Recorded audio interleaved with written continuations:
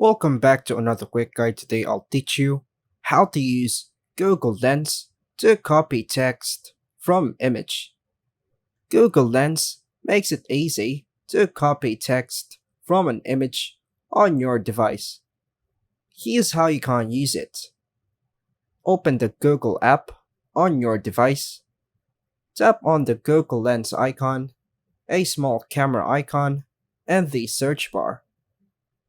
Then, tap the camera. Point your camera at the text you want to copy. Tap the capture button or search to take a photo. Once the text is selected, tap Select Text. Then tap on Copy. The text is now saved to your clipboard.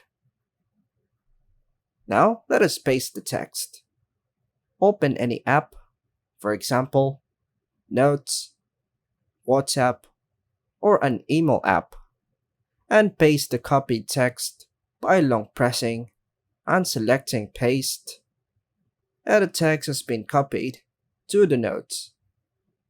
By following these steps, you can efficiently extract text from images on your Android device using Google Lens. And that's all for now, folks. Thanks for watching.